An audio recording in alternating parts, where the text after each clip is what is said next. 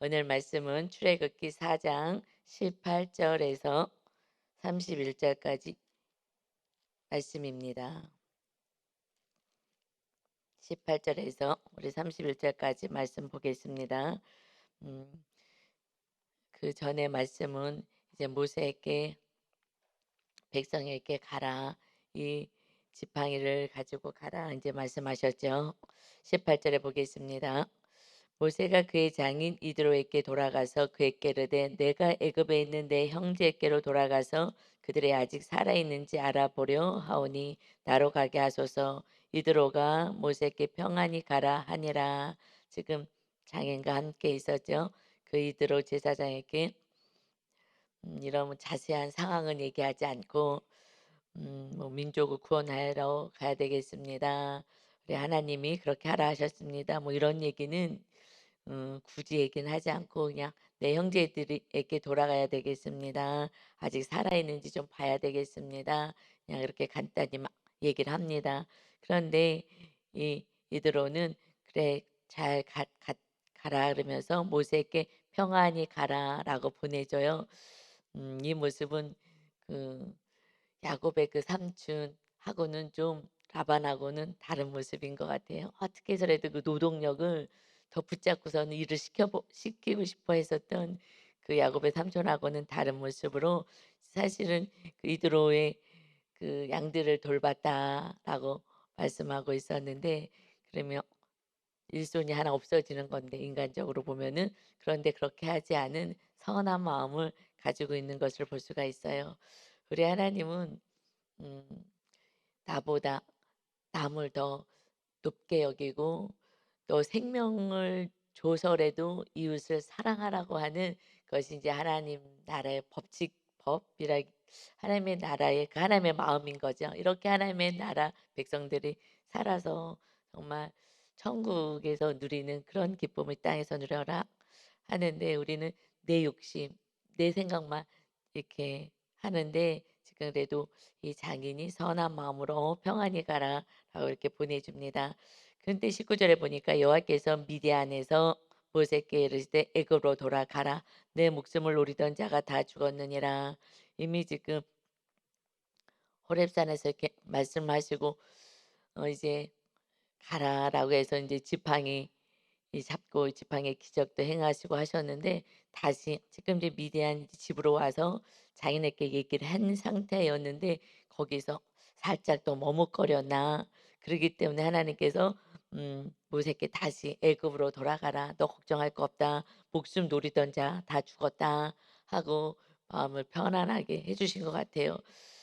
그래서 지금 이제 모세가 하나님의 그 종으로 부름 받아서 이 사명을 감당하는 이 처음에 이 장면은 연약한 모습 그대로 사실은 보여지고 있는 모습이에요. 하나님의 말씀에서도 "하나님 알겠습니다. 그러나 저는 말도 못하고 뭐 이 말도 못해요."라고 했었던 것이 그의 말씀을 보면 우리 어저께 주일날은 그 지팡이 던져서 뱀이 되게 하고 다시 꼬리 잡아서 다시 지팡이 되게 하고 하였지만 세 가지를 주셨어요. 그 기적을 그 4장 6 절부터 9 절까지 보면은 이제 "너 손을 품에 넣어라." 그래서 넣었더니 나병이 손에 생기게 되고 6절 7 절에 그래서 그 다시 또 이 손을 또 품에 넣으니 이 본래대로 치료가 되고 이런 두 번째 하나님의 이적도 행해 주셨어요. 왜냐하면 못 가겠다고 하니까 이 백성이 다 안 믿을 거라고 하니까 "이 기적을 행해라. 그럼 믿게 될 것이다. 그래도 만약에 믿지 않으면은 나일 강에 물을 떠다가 부어라. 그러면은 피가 될 것이다."라는 세 가지 기적을 보여주었거든요. 그랬음에도 불구하고 10 절에서 "나는 본래 말 못하는 사람입니다." 하고서는 주여 어떡해요. 나는 자신이 없어요. 나는 말 못하는 사람입니다." 라고 이렇게 얘기했죠. 그러니까는 맨 처음엔 알지만 내가 몸이 움직여지지가 않아요. 내가 순종이 안 돼요." 이렇게 고백했던 이 모세의 모습을 봅니다. 그래서 19 절에도 자기네께 이제 허락을 받고 이제 인사하고 가려고 하는데 그래도 그 안에 아직까지 그 해결되지 않은 상처와 이 민족들이 나를 거부할 것 같은 이 과거의 그 상처가 발을 묶는 거예요. 참 이런 모습을 보면 영혼이 묶여 있는 이 모습이, 그래서 하나님이 우리의 그 혼적인 영역까지 정말 영혼 육을 치료하시는 전인적인 하나님이신 것을 봐요. 그냥 몸만 치료한다고 되질 않고 마음도, 또 우리의 정신도, 또 우리의 영도 정말 더욱더 영은 새로워지는 거죠. 새로운 피조물이 되어서, 그래서 하나님의 형상으로 회복되어 가는 그 이제 삶을 사는데, 모세를 부르셨을 때에 모세가 40년 동안에 그 낮아지는 그 훈련이 있었지만, 그러니까 우리들이 낮아지는 것은요, 음 정말 믿음이 막 좋아 갖고 낮아진다기보다도 처음에는요, 환경이 낮아지게 만들어요. 환경이 낮아질 수밖에 없는 그 상황을 만드셔서 모세처럼 뭐 어떻게 할 수가 없는 거예요. 뭐 살인자가 되었으니 도망자의 신세가 되어서 도망가서 살면서 그 장인의 양 치면서 사는 겸손할 수밖에 없는 거예요. 왜냐하면 그는 이제 왕궁에서 자랐던 정말 교만하고 모든 세상을 다 누리고, 지금 거기 역사적으로도 지금 왕이 누가 되느냐 하는 어떤 그런 상황의 그 어려움 속에 있어요. 그래서 거기서 정말 내가 왕이 될 수도 있고 그렇게 또 권세를 누릴 수도 있고 하는 그런 상황이었기 때문에 정말 기고만장할 수밖에 없는 그 상황이었죠. 그러니 하나님이 이제 세상을 바라보지 않게 하고 내가 가지고 있는 것들 다 내려놓게 하는데 40 년이라는 시간이 걸렸어요. 그래서 우리를 정말 겸손케 하시려면 환경이 맨 처음에는 겸손해지게 만드셔요. 이것이 은혜인 것입니다. "하나님 왜 이러세요?"가 아니라 하나님이 지금 모세같이 지금 이렇게 훈련을 하시는 거예요. 이거는 은혜인 거예요. 그래서 우리가 말씀을 보고 내 인생에서 바르게 해석하면 감사만 있어요. 그런데 세상 가치관으로 세상 사람들이 해석하는 것처럼 해석하면은 슬픔인 거예요. 하나님 지금 훈련을 시키는 이 놀라운 이 모세의 그 40 년의 기간 동안에 "아이고 쯔쯔쯔쯔쯔 불쌍해라, 불쌍해라." 이러할 것이 아닌데, 조금 있으면 하나님이 그 민족의 대모세로 지금 세우실 것인데, 그런데 우리 여러분이 그래서 낭망하고 슬퍼할 이유가 우리는 하나님 안에서는 없습니다. 아멘. 그 우리는 은혜로 살아가는 거예요. 지금 하나님은 계획하시고 일하시고 계시는 것입니다. 우리는 잘 모르지만 하나님은 바삐라고 계시는 것이죠. 그래서 그래도 좀 머뭇거렸던 것 같아요. 다시 집으로 돌아와서 미디안으로 왔을 때에 "애굽으로 가라. 목숨을 노리던 자가 다 죽었다. 이제 편안히 가도 되겠다." 하니까 자꾸 머뭇거리니까 하나님이요 정말 막 달래셔요. 처음에는 막 달래서 "가라, 가라." 하고 하셔요. 음 사실은 제가 하나님이 저를 부르실 때 "모세야, 모세야." 하고 이렇게 부르신 것처럼, 저는 하나님 부르실 때 저녁마다 골방에서 기도를 했어요. 교회가 너무 멀어 가지고 갈 수가 없었기 때문에 차를 타고 뭐 저녁마다 갈 수도 없고 해서 저녁 때 또 그래서 기도를 9시 시에 항상 이제 약 시간을 정해 놓고 기도를 했어요. 그렇게 했을 때에 골방에서 기도하고 있는데, 저는 그때는 되게 열심히 기도했어요. 물론 이제 지금 환경 때문에 이제 기도한 거죠. 환경이 어려우니까 환경 하나님 해결해 달라고 기도하는데, 정확히 이제 음성이 저는 들렸어요. "주의 일만 해라. 너는 주의 일만 해라." 기도를 나는 이제 내가 필요한 것을 기도하고 있는데, 그 음성이 아주 큰 소리로 이렇게 소리로 들려왔어요. 뭐 마음의 소리인지 귀로 들렸는지 잘 모르겠는데 큰 소리로 "너는 주의 일만 해라." 그래 갖고 그때 놀래 가지고 "하나님 저 신덕용이에요." 라고 했었던 기억이 나요. 그때 너무 놀란 거야. 아니 지금 나홀로 신학교 가서 주일을 하라니, 나는 그럴 감이 안 되는 사람이 내가 나를 알잖아요. 아니 나를 찾아오시다니. 그리고 저는 그럴 마음이 또 1도 없고 전혀 없어요.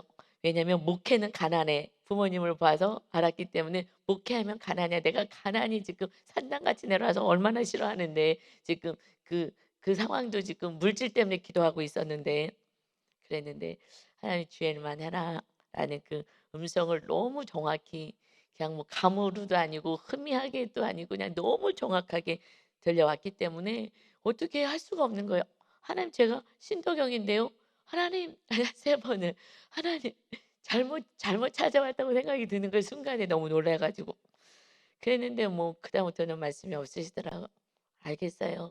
왜냐면 저는 또 어렸을 때부터 들었던 얘기는 있어요. "순종하지 않으면 고난이다."라는 것을 저는 어렸을 때부터 부모님들 얘기하는 거를 들었어요, 집에서. 그래서 내가 어차피 하나님의 뜻이라면은 빨리 순종하고 가야지 그냥 고생하다가 또 매 맞고 두드려 맞고 가는 것보다 낫지 하고서는 "알겠어요." 그러고 바로 인제 신학교를 갔어요. 그래서 유 목사님보다 사실 제가 먼저 갔어요. 그리고 인제 목사님 또 하나님 부르셔서 같이 인제 신학 공부를 했는데 그러니까 그때는 너무 이해할 수가 없고 그 길이 참 고난의 길 같이 느끼고 싫었는데요.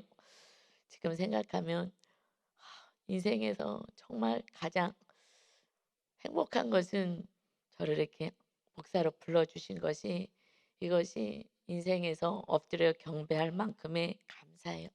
그렇지 않았으면 이렇게 하나님하고 친밀감을 누릴 수도 없고 이 마음 안에 천국을 누릴 수도 없고 제가 좀 완벽주의고 예민한 사람이어 갖고 이렇게 좀 대충대충 살질 않으니까 모든 삶이 대충이 없는 거예요. 그러니까는 피곤하게 사는 거거든요 사실. 그런 인생이었을 건데 이렇게 지금은 좀 어느 정도 이렇게 좀 뭐라 그러나요? 예민성도 없어지고 그냥 하여튼 다른 인생 피조물이 되어 살아가는 이 모습이 얼마나 감사한지 이 하나님의 은혜 안에 사는 것이 너무 감사해요. 여러분 정말 우리가 구원받았다는 이 하나만으로도 감사하고요. 여러분이 또 그래도 그 직분이 있다면 이것도 참 감사한 것 같아요. 직분 때문이라도 또 이렇게 또 내 자리를 믿음의 자리 그 자리를 또 지킬 수도 있거든요. 이것이 참 감사해요. 어떨 때 좀 우리가 이렇게 새벽 예배 목사님이랑 같이 나올 때요. 이 얘기를 해요. 우리가 성도였다면 과연 이렇게 새벽 예배를 나올 수 있을까? 그래서 이 새벽 예배에 나오시는 성도님들은 정말 저는 정말 대단하다고 생각해요. 참 주님을 많이 사랑하는구나. 말씀대로 살려고 애를 쓰는구나. 이 새벽이 왜 이렇게 일어나기가 힘들어요. 우리 한국 문화는 밤문화여 가지고 너무 새벽에 일어나기 어렵죠. 정말 참 존경스럽다 하는 마음이 제 안에 사실은 있어요. 참 너무 귀하다. 주님을 사랑하지 않으면 이 새벽에 잠을 깨고 나온다는 거는 쉽지 않아요. 또 이렇게 혼자 나오시는 분들 계시잖아요. 혼자서 이렇게 또 걸어서 이렇게 나오시고 하시는 분들 보면 참 너무 대단하고 귀하다라는 생각을 합니다. 여러분이 하나님께 은혜를 많이 받은 자입니다. 아멘. 저도 많이 은혜를 받은 자예요. 하나님 저를 또 이렇게 주의 종로까지 불러주시니 정말 정말 감개무량한 거죠. 근데 여러분도 정말 하나님께 은혜를 받아서 이 새벽부터 나와서 하나님께 예배할 수 있는 건 정말 복 받은 이것이야말로 진정한 복을 여러분이 받으신 분입니다. 아멘. 그래서 인제 모세가 20 절에요. 인제 '아 그래 모든 장애물도 다 사라졌구나.' 그러니까 하나님의 마음을 편안하게 그러니깐 감당할 만한 것만 하나님이 주셔요. 감당하지 못한 것은 아직 안 주셔요. 지금 시작하는 이 시점에서 모세가 아직은 연약하기 때문에 하나님의 모든 장애물들을 다 걷어 놓으시고 그러고 인제 사역을 시작하세요. 중간중간에 그것을 허들처럼 뛰어넘어야 될 믿음으로 이제 나가게 하시거든요. 그러나 처음에는 하나님이 다 장애물을 제거하시면서 가게 하시죠. 그래서 20 절에 "이제는 어떻게 인제 가느냐." 모세가 그의 아내와 아들들을 나귀에 태우고 애굽으로 돌아가는데 모세가 하나님의 지팡이를 손에 잡았더라. 그냥 뭐 나무 막대기 40년 동안에 그 장인의 양을 치던 그 그냥 막대기 그 막대기가 이제 하나님의 지팡이가 되어서 하나님이 그 지팡이를 통하여 내가 네가 40년 동안에 일했던 이거 가지고 내가 하나님의 지팡이가 되어서 능력을 행할 것이다. 이제 우리들의 삶에 온전히 하나님 이것은 하나님께 붙잡힌 바 되어서 하나님의 지팡이로 변화된 거죠. 모세가 순종하고 나갔을 때에 우리가 이제 하나님의 나라를 지금 세우러 모세는 가는 거거든요.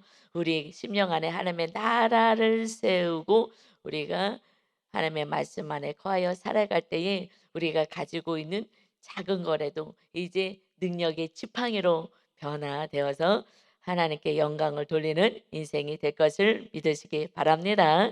아멘. 저는요, 이 하나님의 지팡이가 나같이 부족한 자를 하나님 사용하신 것처럼 제가 그동안에 이렇게 뭐 공부했던 뭐 했던 누가 어저께 물어봐요. 목사님은 하나님의 지팡이가 뭐예요? 라고 물어봐요.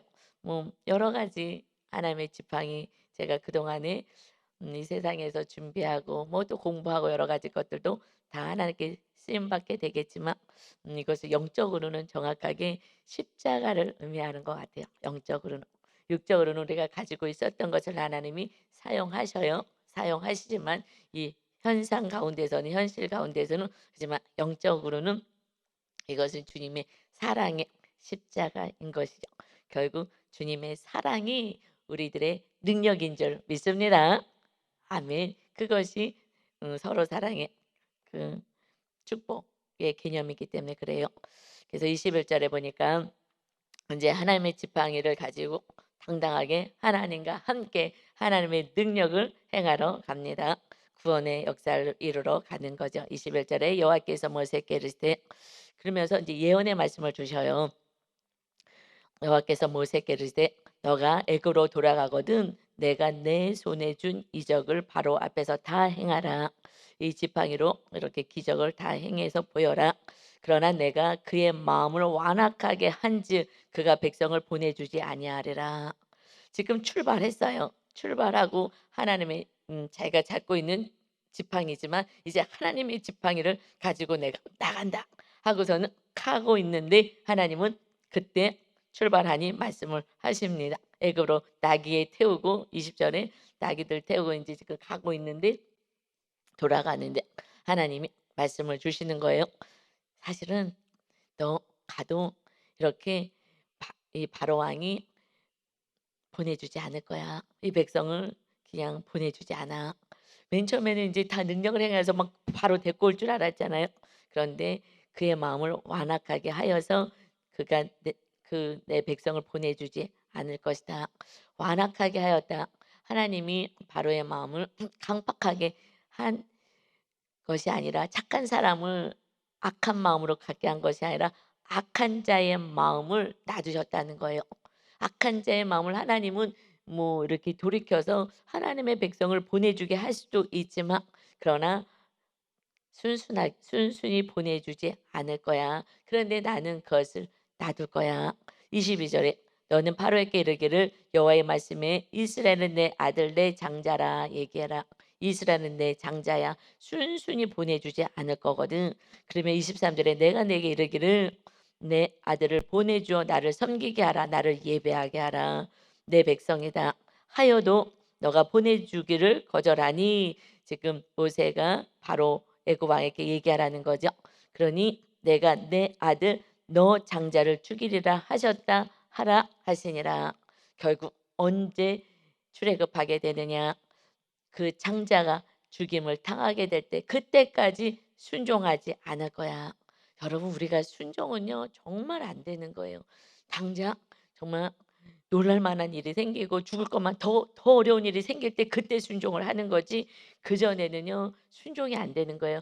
그러다가 나중에 점점점 이 순종의 훈련을 통해서 언제 순종이 되냐면 이제 믿음이 성장했다는 것은 예수 그리스도 그 은혜 예수 그리스도가 나 같은 죄인을 위하여 주로 오신 그 사랑과 하나님의 그 은혜를 알기 시작하면서부터 그가 성숙되면서부터 그때부터는 이제 이렇게 환경으로 하나님이 다루지 않아도 하나님을 사랑하기 때문에 순종할 수가 있는 거예요. 그전에는 순종이 잘 안 돼서요. 환경으로 이 더 큰 고난의 사건이 올 때 그때 순종을 해요. 알겠어요. 순종할게요." 어쩔 수 없으니까 그때 순종을 하나님이 이렇게 환경으로 가다가 나중에 그래서 자녀들도 맨 처음에는 뭐 "이거 달라 저거 달라." 아기 때 뭐 울면서 시작했다가 청소년 기회 또 이거 안 해 줬다고 부모를 원망하고 뭐 이러다가 청소년기 때가 좀 심하죠. 요즘은 청년들까지 그러기는 해요. 그러다가 자기가 아기 낳고 이제 부모가 돼 보고 나면 부모의 마음을 인제 헤아리기 시작하면서 '아 부모님이 이렇게 사랑하시구나.' 알게 되면서부터 인제 철나기 시작하는 거예요. 사실은 인제 철나는 것은 아기 낳아서 이 아이들이 또 속 썩이면서부터 인제 알기 시작하는 거군요. 그전에는요, 나는요 속도 하나도 안 새기고 잘 큰 것 같지만 생각이 들어요.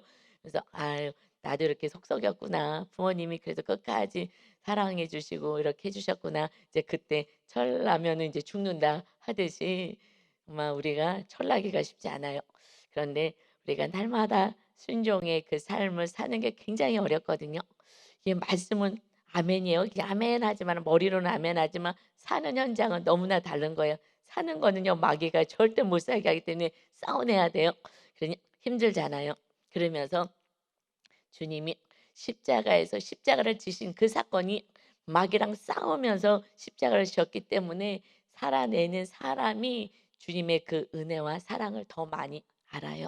그래서 말씀에 순종하고 사는 자가 주님의 은혜에 더 깊게 들어가기 때문에 결국 주님을 따라가는 제자까지 성장을 하다가 제자 다음에 조금 더 높은 수준의 믿음은 어떤 수준이냐면 신부의 영성인 거예요. 신부. 제자는요, 우리가 학교 가서 스승이 있고 제자가 있잖아요. 그 정도. 그래도 이제 공부하고 스승을 따라가서 이제 그 학문도 배우고 이렇게 하는 수준이지만 우리가 더 나가서는요. 더 높은 영성은요. 이제 신부는 예수 그리스도가 신랑이고 성도가 신부가 되잖아요. 한 몸이 되잖아. 신랑 신부는 한 몸이 되는 거예요. 이 한 몸이 되는 지성소까지 가는, 그래서 정말 십자가를 온전히 지고 가는 그러한 성도가, 십자가 진다는 것은 서로 사랑하라는 거예요. 십자가를 그러니까 어마어마한 것 같지만 주님의 십자가는 우리를 이토록 사랑해서 지신 십자가이기 때문에 이웃을 우리가 사랑할 때에 그것도 그냥 내가 할 수 있는 사랑 말고 내가 할 수 없는 사랑까지 주님처럼 주인을 사랑하는 그 사랑까지 갈 때에 그때 하나가 되는 깊은 영성 가운데 들어가요. 그때는 주님과 교통하기 때문에 세상에서 알 수 없는 기쁨과 은혜 가운데 거하게 되는 줄 믿습니다. 우리 성도님을 거기까지 저는 끌고 가고 싶은 게 제 소망인 거예요. 그런데 너무 감사하게 지금 많은 분들이 그 십자가를 지금 지고 그 휘장을 발을 디뎌서 들어가서 지금 앞문까지 가신 분들이 그래도 여러 분 계셔요. 그러니까 대화가 돼요. 너무 감사하죠. 너무 귀한 거죠. 정말 저는 성도님들이, 제가 목사니까 그렇다 하더라도 성도님이 거기까지 쫓아오시는 거 보면은 정말 너무 귀하고 정말 존경스러워요. 야, 우리 성도님들이 어떻게 거기까지 이 땅에서 그 지성소의 삶의 은혜를 누리다니. 그래서 그냥 얼굴이 달덩해요, 달덩해요. 기뻐 가지고. 기뻐할 일이 육적으로 그렇게 없는데, 그런데요. 중간중간에 하나님이 기적을 행하셔요. 정말 "나 살아 있어. 나 살아 있어." 그렇게 십자가를 지고 가는 그 길에 하나님이 놀라운 은혜들을 허락하셔요. 그러면 막 같이 춤추는 거죠, 기뻐서. 하나님이 살아계심을 보여주는 그 은혜를, 지성소의 삶을 살아갈 때 삶으로도 누리지만 또 이렇게 계속해서 하나님이 주신 보너스도 있고 보여주시는 은혜가 있습니다. 아멘. 그래서 그런데요. 24 절에서는 26 절까지 조금 이 해석이 난해하다. 그런데 갑자기 이렇게 지금 사명을 가지고 이제 이 예언의 말씀도 주시고 언제 이렇게 바로가 어떻게 행할지 이제 미리 알려 주셔. 그래서 하나님은 우리가 기도할 때 미리 알려 주셔요. 우리들의 길을, 자녀들의 길을 미리 알려 주셔요. 항상 하나님은 먼저 말씀 주시고 성취하시고 말씀 주시고 성취하시죠. 성령으로 우리들의 삶의 방향을 알려 주셔요. 그래서 인도하시거든요. 그래서 늘 기도하지 않는 사람은 내 뜻대로밖엔 살 수 없어요. 하나님이 인도하심을 받을 수가 없기 때문에 그러죠. 근데 지금 24 절에 어떤 일이 벌어지냐? 모세가 길을 가다가 숙소에 있게 돼요. 그런데 여호와께서 그를 만나사 그를 죽이려 하신지라. 갑자기 사명을 주시고 40년 동안 훈련시키고 그러고서는 보내시면서 갑자기 그를 죽이려고 하는 거예요. 25 절에 이유는 아직 안 나와 있어요. 25절에. 그러니까 그 아내 십보라가 돌칼을 가져다가 그의 아들의 표피를 베어 그의 발에 갖다 대며 이르되 당신은 참으로 내게 피남편이로다 하니 지금 할례를 받질 않은 거예요. 아이들이 음 이것이 아내가 지금 이방 여인이기 때문에 그 갓난 아기 8일째 되는 그 아이 그 생식기의 표피를 잘라야 되는 이게 할례잖아요. 이것이 야만인 같이 느껴질 수도 있고 '이게 뭐 하는 짓이냐고 애가 아프게.' 하고서는 이해할 수가 없는 거죠. 이게 하나님의 자녀로서의 정체성인 할례라는 그 하나님하고 그 약속을 모르니까 "이것 왜 이렇게 하냐."고 해서 아마 안 한 것 같아요. 그러니까 이것을 해야 된다고 했었던 것을 알았기에 얼른 아예 표피를 자르는 거예요. 지금 누가요? 남편이 죽게 생겼어요. 남편이 죽게 생기니까 이 아내가 고집을 부리다가 이 아들의 표피를 자르고 하나님이 말씀하신 것을 지금 이행을 하면서 "내게 당신은 피의 남편이군요."라고 이야기를 합니다. 26절에 여호와께서 그를 놓아 주시니라. 이제 놓아 줬다. 죽이지 않으셨다. 그때에 그 십보라가 피의 남편이라 함은 할례 때문이었더라. 그러니까 할례 받지 않은 거. 할례는 하나님과 자녀가 되는 백성의 관계는 할례 받아야 돼라는 거였죠. 그런데 할례를 받지 않은 거죠. 그런데 당신은 피의 남편입니다라고 말씀해요. 근데 이것은 음 이것은 정체성이기 때문에 이거는 할례를 당연히 먼저 받고 사실은 떠났어야 되는 거예요. 그런데 왜 중간에 가는 길에 하나님이 이렇게 하셨을까라는 생각을 해 봅니다. 이것을 음 여러 가지로 생각해 볼 수는 있겠으나 저는 21 절부터 이어서 장자가 죽게 될 것이다 말씀하셨죠. 장자가 죽게 될 때 그때 어떤 일이 벌어지냐면 유월절 어린 양의 피로 구원을 받게 되거든요. 그거하고 저는 연결된 것으로 이렇게 좀 해석이 이렇게 기도하면서 하나님 이것이 음 왜냐면 이것이 조금 해석이 안 된다. 이렇게 신학자들도 많이 뭐 하는데 저는 기도하는데 하나님이 이렇게 좀 연결을 시켜 주셨어요. 장자의 죽음이 있어야 그래야 출애굽이 될 것이다. 이게 열 번째 재앙이잖아요. 그럴 때 이 장자가 이스라엘 백성들만 죽지 않아요. 유월절 어린 양의 피를 문설주에 바르며 그래서 당신은 피의 남편입니다. 결국은 이것은 할례를 통해서 피를 통하여서 구원이 있게 되는 것처럼 하나님이 그 할례라는 것을 표현한 것이 그래서 이스라엘 백성들의 구원은 피의 언약으로 말미암아 결국 구원받게 될 거야. 이것은 결국 신약에 와서 무엇을 예표하는 거냐? 예수 그리스도의 보혈의 피로 우리가 구원받게 될 것을 말씀해 주시는 것으로 연결이 된다고 저는 보아집니다. 그래서 우리는 그 우리의 구원이 그냥 쉽게 된 것이 아닌 거예요. 누군가의 희생의 피가 있어야 구원이 되는 거예요. 그래서 주님은 정말 깊은 지성수의 영성이 십자가를 지는 거야. 그래서 너희가 생명을 내려놓고 그 친구를 위하여 생명을 주면 이것이 얼마나 귀하냐 하고서는 그 요한복음에서 마지막에 그 언약 백성에게 서로 사랑하라 이것이 새 계명이다. 이 서로 사랑의 십자가를 지는 거야. 너희들 생명까지 내려놓는 그런 믿음이 됐을 때에 그때 여러분 우리 가족이든 이웃이든 구원받지 못하는 영혼은 없는 거예요. 내 생명을 내려놓는 데까지 우리는 가지 않은 거예요. 그런데 주님은 너 생명, 육의 생명 내려놓고 한 영혼을 구원하고 와. 우리가 예수 믿는 성도들이요. 내 생명 내려놓고 나에게 주어진 한 영혼만이라도 붙잡고 온다면 이것은 너무 잘했다 하시는 거잖아요. 그 한 영혼이 지옥불에 떨어질까 봐.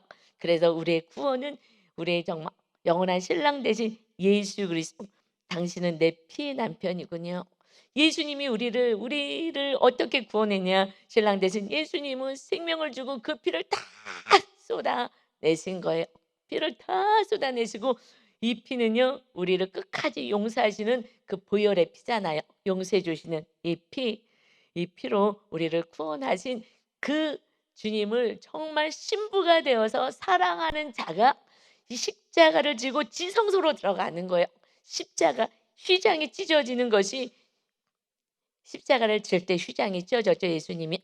그래서 십자가를 지는 그런 성도가 지성소 사랑에 들어가서 남편 신부가 되는 거예요. 그전에는 신부까지 못 되는 거야. 성소까지 들어가게 되면 이것은 제자의 삶이 성소. 우리 출애굽기 이제 성막에 나올 때 그때가 제자의 삶이고요.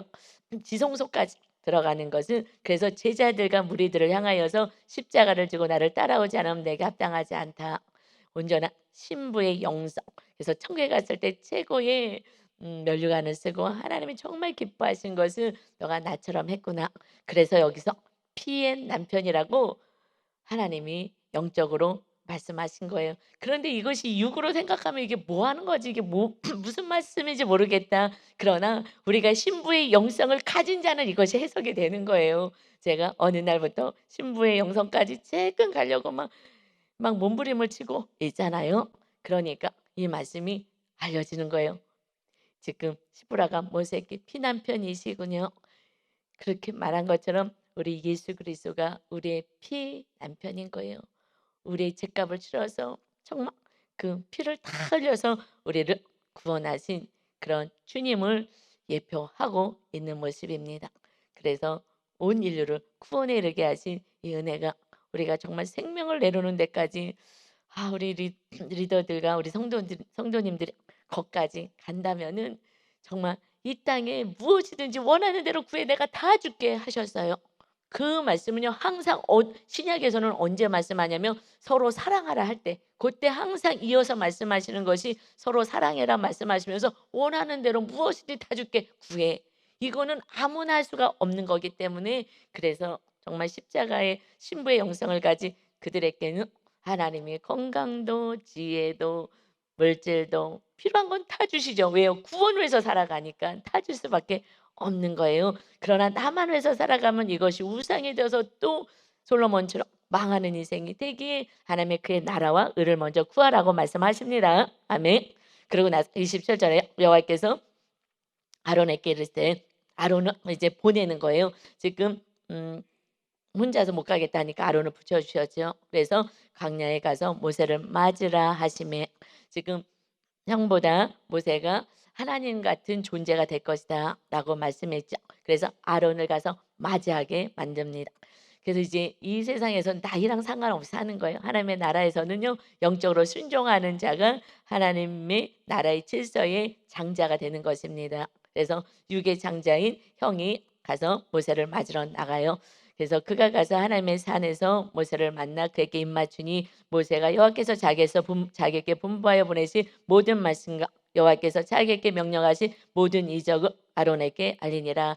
있었던 일을 그대로 알려요. 왜냐하면 이제 아론이 가서 얘기해야 되니까. 그래서 29절 모세와 아론이 가서 이스라엘 자손의 모든 장로를 모으고 이제 아론이 얘기하는 거예요. 여호와께서 모세에게 이르신 모든 말씀을 전하고 그 백성 앞에서 이적을 행하니. 지금 모세가 해도 되는데 자신 없다고 하냐? 하나님이 알았다 그러면 아론 붙일게 하고 붙였죠. 그래서 우리가 그냥 순종하면 되는데 그래서 나중에 이제 아론이 또 아주 악을 또 행하잖아요. 우리가 그래서 그냥 순종만 하면 되는데 믿음이 약해서 순종이 안 돼요. 31절에 백성이 믿으며 분명히 모세는 안 돼요. 백성은 나를 안 믿을 거예요. 아무리 세 가지 기적을 보여줘서도 그래도 나는 말을 못 하거든요. 안 믿을 거예요. 이렇게 했던 그가 이 백성 장로들 모아서 이렇게 하나님께서 행하셨은 것을 말씀하니 백성이 믿으며. 그러니까 하나님의 일은 하나님이 하시는 것이고 우리는 그냥 순종만 하고 얘기하라 그러면 얘기만 하면 되는데 그것이 참 안 되는 거예요. 자꾸 내 생각이 들어와서. 그래서 우리 자아를 십자가에 못 박지 않으면은 내 생각이 자꾸 옳은 것 같아갖고 이 인간의 생각으로 자꾸 육의 생각으로 판단을 하는 거예요. 내 상처 때문에 막 막혀 있기도 하고요. 그래서 여호와께서 이스라엘 자손을 찾으시고 31절에 백성이 이제 믿으며 여호와께서 이스라엘 자손을 찾으시고 그들의 고난을 살피셨다 함을 듣고 백성들에게 하나님께서 이렇게 찾아오셔서 이렇게 하셨고 이제 구원을 이뤄가는 아브라함과 이삭과 야곱에게 약속하신 말씀을 성취하시고자 하십니다. 라는 얘기를 듣고 여러분의 고통을 다 듣고 다 보셨다고 하십니다. 그랬더니 너무너무 정말 감사하잖아요. 하나님 우리를 버리신 게 아니었구나. 우리를 잊은 게 아니었구나. 우리 조상의 하나님이 살아 계셨구나. 라는 것을 믿음이 들어와서 하나님께 머리를 숙여 경배하였더라. 아멘. 최고의 하나님이 기뻐하시는 것을 하나님 감사해요. 우리의 구원을 이루어 주시다니요. 독생자 아들 예수님까지 보내셨다니요. 이것이 구원을 찬양하고 노래하는 그 인생을 가장 하나님이 기뻐하시고 하나님이 경배 받으십니다. 아멘. 그래서 이렇게 이제 온전히 하나님 앞에 경배하고 예배하는 하나님의 백성이 되게 하기 위해서 하나님의 백성들을 이제 구출해 내십니다. 이제 우리는 자유롭게 예배할 수 있는 이 시대를 삽니다. 언제까지 이렇게 살지는 몰라요. 언제 또다시 박해가 있어서 예배드리지 못하게 하는 마지막을 우리가 맞이할지 아니면 어떨지는 우리는 정확히 알 수는 없습니다. 그래서 우리가 시간이 있을 때에 자유롭게 예배할 수 있을 때에 그때에 우리가 무엇보다도 하나님을 더 경배하고 예배할 수 있는 온전한 하나님의 자녀들, 하나님을 기쁘게 하고 영화롭게 하며 독생자 아들을 보내셔서 우리를 구원해 준 이 은혜를 날마다 찬양하여 하나님을 기쁘게 하고 우리 예수 그리스도의 은혜를 노래하는 저와 여러분 다 되시기를 예수 그리스도의 이름으로 축원합니다. 아멘. 아버지 하나님, 이 백성들이 하나님의 은혜를 바라보며 머리 숙여 경배합니다. 그 애굽에서 그 고된 노동 속에 정말 지쳐가고 있는 그들에게 찾아오셔서 내가 너를 구원하여 젖과 꿀이 흐르는 하나님이 다스리고 통치하는 사랑의 나라로 내가 인도하겠다. 우리에게 영원한 나라로 인도하겠다. 우리가 상상할 수 없는 가장 아름다운 곳 천국을 예배해 놓고 그곳으로 인도하겠다. 그러나 주님이 이 땅에 오셨을 때는 우리 안에 하나님의 나라를 세우셔서 우리를 천국까지 데려가시겠다 하십니다. 우리의 정체성은 성령으로 거듭난 자입니다. 이제 내 뜻을 내려놓고 오늘도 성령의 인도하심을 받아 우리가 할례 백성 그리스도의 할례를 받은 자로 살게 하여 주옵소서. 하나님 내 뜻, 내 생각, 내 교만, 내 아집 다 내려놓게 하시고 오직 신부의 영성을 가지고 성령 하나님과 하나가 되어서 하나님의 뜻을 이루며 살아가는 거룩한 자 되게 하여 주옵소서. 감사드리며 예수 그리스도의 이름으로 기도하옵나이다. 아멘.